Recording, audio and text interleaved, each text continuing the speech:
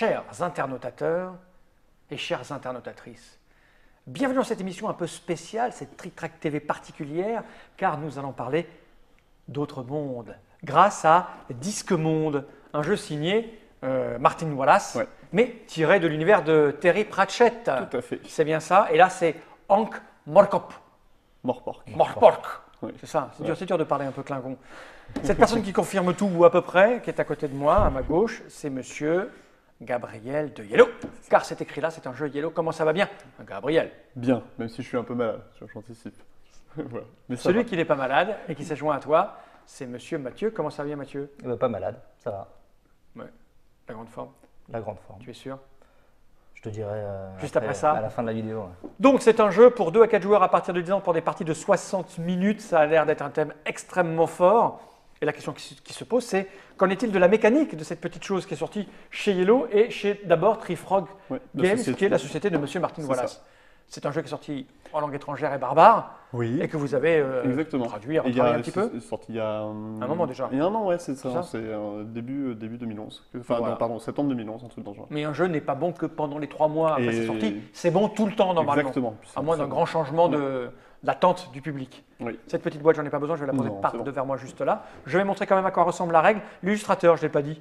Tu t'en Alors, souviens ou les pas? illustrateurs, il y en a plein. Il y en a plein. parce que C'est les illustrateurs officiels de Pratchett, en fait. D'accord. Donc il y en a un petit paquet dont je me souviens plus les noms. Ça n'a pas l'air très lourd quand même, non? La règle là, Non, c'est tu pas. vas voir que c'est très simple. C'est très simple. Pourtant, ça a l'air chargé au niveau matériel là. Ça fait très sérieux. Ouais. Événement aléatoire. Mmh. Je vais aimer. Je suis pas sûr que. Tu en as besoin? Oui, pour les événements aléatoires, éventuellement, oui. Donc, tu as réparti le matériel pour 3. On a des jetons, il y a des cartes, il y a le plateau, il y a le machin, il y a des pions partout. Ouais. Un dé à 12 faces et j'ai envie de dire. Gabriel, comment ça ça ne se dira passe-t-il peut-être donc? même pas. C'est possible qu'on s'en serve pas de la partie. Ah bon? Ouais. L'idée du jeu, c'est que on est à Ankh-Morpork, qui est donc la plus grande ville du Disque Monde. Donc je vais pas faire toute l'histoire et le détail de l'univers de Pratchett, même si j'adore ça. Cette ville, elle est gérée par un type qui s'appelle Seigneur Veterini, et ce Seigneur Veterini arrive à gérer cette ville bon gré mal gré, alors que c'est très compliqué, parce que c'est une ville extrêmement cosmopolite, dans laquelle il se passe plein de choses, et dès qu'il commence à y avoir ne serait-ce qu'une étincelle, tout de suite, c'est le bordel complet, tout le monde s'agresse, et enfin voilà. Et donc lui, il arrive à gérer tout ça, et il a disparu. Oh merde. Voilà, il vient de disparaître, il est peut-être parti en vacances, il a peut-être été assassiné, on ne sait pas trop, mais il n'est pas là. Et nous, on est 3 notables, on va dire, de la société morporkienne, qui profitons du chaos ambiant, parce que bon, quand on a appris que le Taïni avait disparu, ça a va essayer commencé d'en à avoir des émeutes et ce genre de choses. On essaie d'en profiter pour être la personne qui va contrôler la ville après Veterini, devenir D'accord. le nouveau On va le remplacer. patricien de la société. Donc, Et- on pense qu'il va parvenir alors. on suppose qu'il va parvenir. Et donc en fait l'idée c'est qu'on va recevoir chacun un objectif secret, voilà, c'est une carte de départ, qui va être qui on est et donc quel est notre but. Et comment on va gagner. Et donc chaque joueur va gagner de manière différente en fonction de son objectif secret. D'accord. Donc, on peut être par exemple. Chrysopras, qui est le patron de la mafia morporkienne, et qui va gagner quand il va être riche. On va gagner de l'argent. De toute façon je vais tous les expliquer parce que c'est en les expliquant on va voir plein de choses. Donc ça c'est l'objectif secret, c'est comment on va gagner. Ok. Plusieurs personnages différents. On va commencer par les 3 seigneurs. Donc il y a le seigneur Demo, il y a le seigneur Selachi et le seigneur Rouille, qui ont tous les 3 le même objectif. Donc, vu qu'on joue à 3, on peut tous les 3 avoir le même, c'est possible. L'objectif, leur but, c'est... ça pris au dos, effectivement, tu as raison. On a tous une aide de jeu et tous les objectifs de tous les joueurs sont écrits repris derrière. ici. Comme ça, D'accord. on a tous conscience de ce qui se passe. Si on contrôle un certain nombre de quartiers, on a gagné la partie au début de notre tour. Donc quand ce sera le début de mon tour, si je contrôle un certain nombre de quartiers, j'ai gagné. À 3 joueurs, si j'en contrôle 5. Contrôler un quartier, ça veut dire quoi? En fait, je vais expliquer les objectifs et expliquer les concepts du jeu en même temps. Contrôler un quartier, ça veut dire avoir plus de pions de sa couleur sur le quartier que les autres Majorité. joueurs. C'est un jeu de Majorité. C'est un jeu de majorité si tu as cet objectif-là. D'accord. Voilà. Il y a 2 types de pions. Il y a des bâtiments pour en avoir qu'un seul par quartier. Oh, c'est beau. Et il y a des bonhommes. Donc là, par exemple, j'ai 3 pions, vous en avez un chacun. Je suis majoritaire, c'est moi qui le contrôle. Si au début de mon tour, j'en ai 5 comme ça que je contrôle, j'ai gagné la partie. Tout simplement. Ok. Ça vaut un point comme ça. Ouais, c'est un pion. Ouais. D'accord. C'est le nombre de pions, peu importe le type de pion. Ça, c'est le premier objectif possible.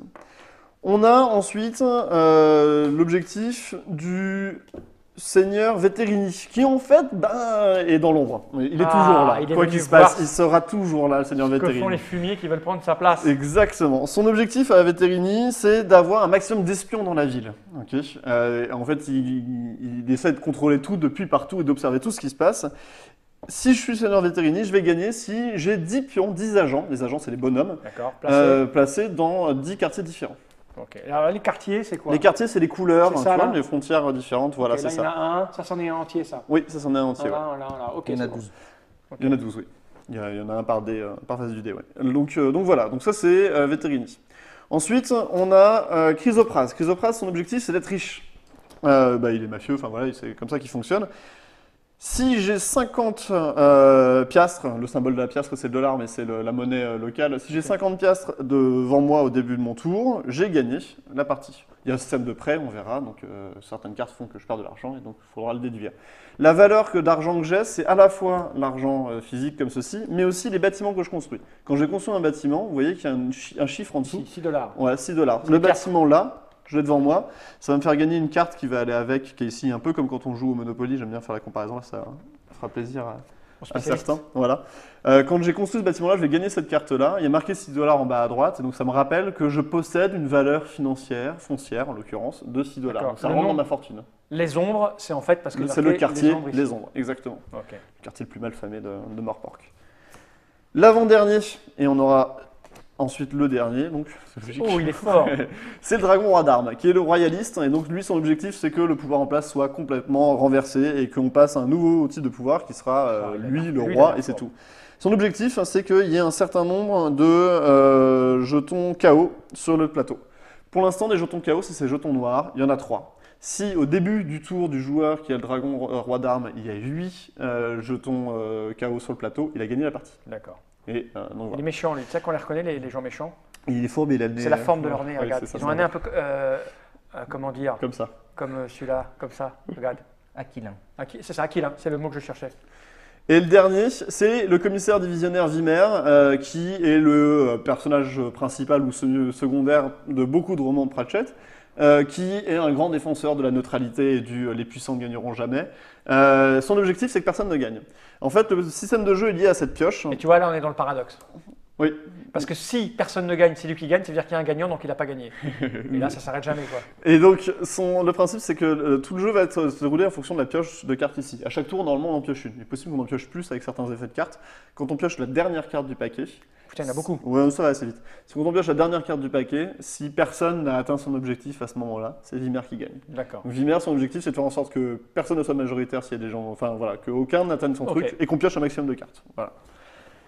Donc en fonction, voilà, ça De c'est ça, on la va chose savoir. importante, on va savoir pourquoi et puis après on va expliquer le détail. Donc, Ce qui peut changer considérablement l'allure des parties, mais finalement. complètement, quand tout le monde est sur une logique de majorité, ça joue pas du tout de la même manière, tu vois que 4 quartiers qui se développent et le reste est complètement Ok. séparé alors que, enfin voilà. Alors, comment on joue maintenant? Comment on À un joue tour. Un tour, c'est très simple. À ton tour de jeu, tu as 5 cartes dans les mains. Et les cartes, je vais t'en montrer, voilà, tu peux les montrer, toutes celles-là. À ton tour de jeu, tu dois jouer une carte, puis tu dois en piocher une. C'est tout. Et c'est tout. Les cartes, normalement, elles ont des petits logos qui sont en haut. Tu peux montrer Carotte, c'est un très bon exemple. Ouais, Euh, c'est pas Carotte. C'est le capitaine C'est le Carotte. capitaine Carotte. Oui, Messieurs, le capitaine Carotte. oui, qui travaille pour Vimer, dont on parlait juste avant. Quand on pose une carte, ce qu'on va faire, c'est qu'on va appliquer tous les effets qui sont en haut. On n'est pas obligé de tous les appliquer, on peut les appliquer n'en appliquer qu'une partie, mais dans tous les cas, on les applique dans l'ordre. Donc là, il y a 3 symboles. Donc je vais appliquer d'abord le symbole de gauche qui est ajouter un agent, puis symbole du milieu qui est enlever un marqueur KO, puis symbole de droite qui est gagner de l'argent. Et après, je vais piocher une carte et j'aurai fini mon tour. Si jamais il y avait du texte, c'est en fait lié à un symbole. Donc on va expliquer tous les symboles. Donc par exemple, le symbole qu'on voit en premier chez Carotte, c'est ajouter un agent. Ajouter un agent, c'est super simple. Je vais prendre un de mes pions agents et je vais le placer sur un quartier soit sur lequel j'ai déjà un agent, ou un quartier adjacent à un quartier où j'ai déjà D'accord, un agent. c'est Donc logique. là, je peux me placer par exemple ici. C'est adjacent aux ombres par le pont. Il y a le un pont, petit il y a un pont petit qui pont. fait que voilà. La rivière qui est. La rivière à la rivière. La rivière Ouais. à la rivière, voilà. Mais je peux pas me placer ici pour l'instant parce que j'ai rien qui est adjacent. Je crois qu'on est un peu conscient de ce que c'est que concomitant, enfin proche. Ouais. Mathieu, ça va? Une rivière. La notion te va bien? Oui, oui. Quand je place un agent, si dans ce quartier-là, il n'y a personne, tout va bien. Si par contre, il y a déjà un agent dans le quartier, qui soit d'une couleur différente ou de la même, peu importe, si je rajoute un agent ici, ça fait un peu trop d'agents et donc le peuple se soulève, on met un marqueur KO. Ok. Dès qu'il y a un deuxième agent qui arrive quelque part, on rajoute D'accord. un marqueur KO. Il est possible d'enlever des marqueurs KO. Avec Et donc, l'action, là, enlever les marqueurs KO. Dès qu'il y en a un qui va venir ici, On remet eh le ben, on marqueur. va remettre un marqueur KO. Et s'il y a déjà un marqueur KO, Il n'y en un aura autre toujours marqueur. qu'un seul. Ah d'accord. Par c'est quartier. Le quartier est dans le KO ou pas dans Ok. le KO. Voilà. Ça, c'est placer un agent. On peut également construire un bâtiment. Pour construire un bâtiment, donc si j'ai une carte qui a le logo, construire un bâtiment. Par exemple, tiens, celle-ci. Sort, c'est un super ordinateur.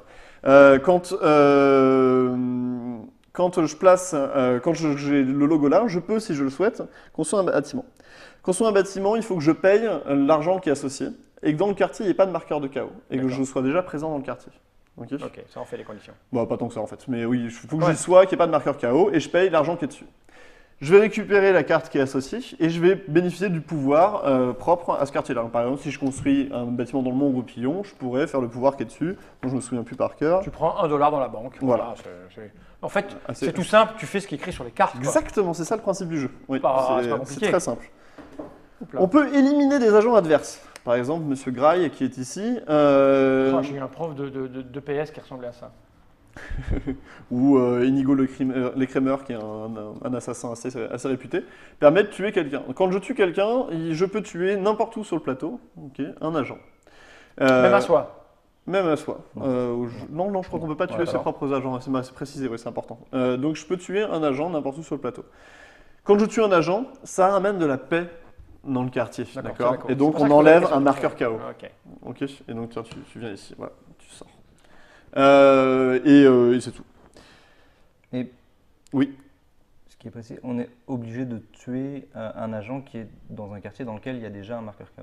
Oui, on ne peut pas tuer dans un endroit où il n'y a pas le chaos. On profite du chaos pour tuer, c'est très important, tu fais bien de le dire. Ça paraît logique. Tout me paraît extrêmement logique.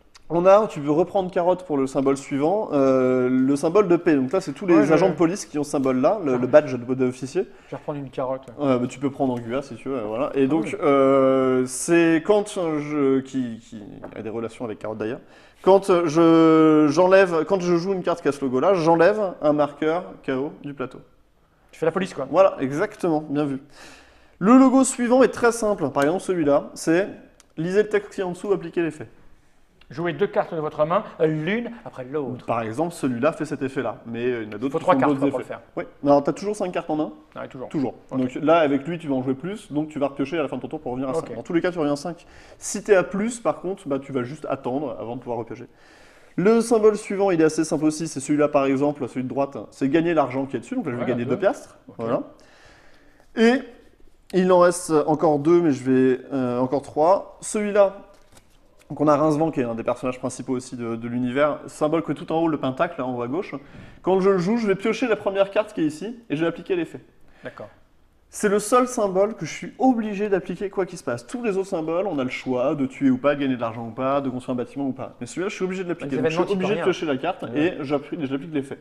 Ça peut être tout et n'importe quoi. Ça va être un lieu qui va prendre feu et ça va déclarer un incendie dans toute la ville. Ça peut être une mort soudaine de 3 agents sur le plateau.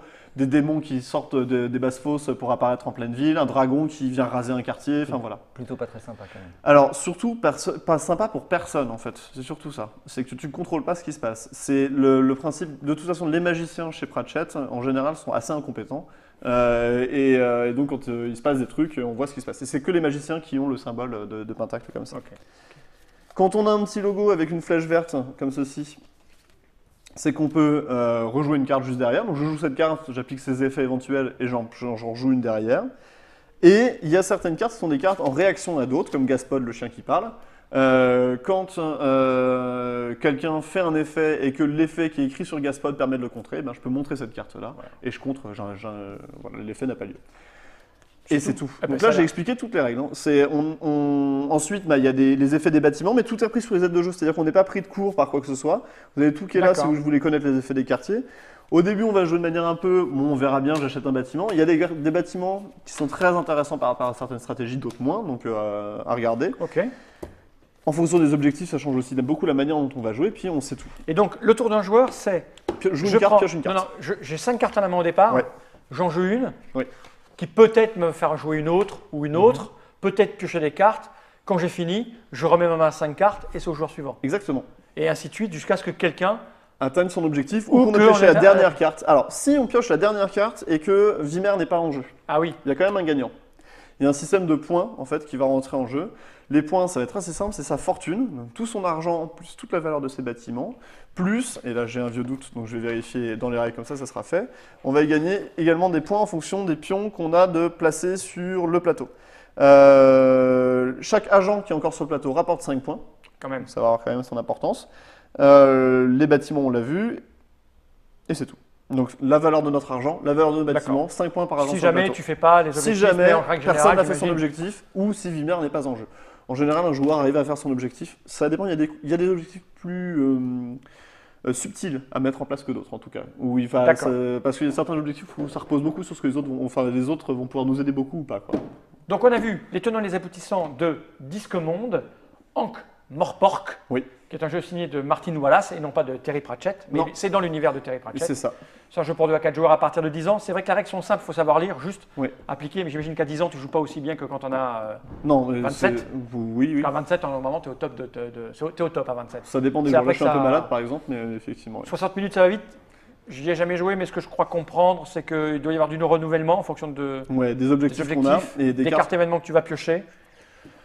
Alors, Euh. c'est un jeu qui est à la fois stratégique et très chaotique, et Je crois. les deux côtés sont assumés. Et on en parlait juste avant, mais je trouve ça très proche de ce que Pratchett peut faire dans ses bouquins, c'est-à-dire que c'est un univers qui tient debout, qui est carré, mais c'est le bordel. Et le jeu. D'accord, donc si tu aimes tout contrôler, il ne faut pas y jouer. Non, c'est pas la bonne idée. Effectivement, Voilà. le jeu ne t'est pas destiné. Ça, Ou alors, tu peux aimer, parce que c'est une question de curseur, on fera un débat un jour là-dessus, c'est une question de curseur, le contrôle et le hasard. Le hasard, c'est pas mauvais, mais ça dépend où tu places ton curseur face au Ouais. temps que tu mets à réfléchir et au bordel que le chaos va mettre. Ouais, ça reste léger. Hein, dans Si tu l'approche, réfléchis quand même. vite et qu'il y a du chaos, c'est pas très grave. Exactement. Voilà.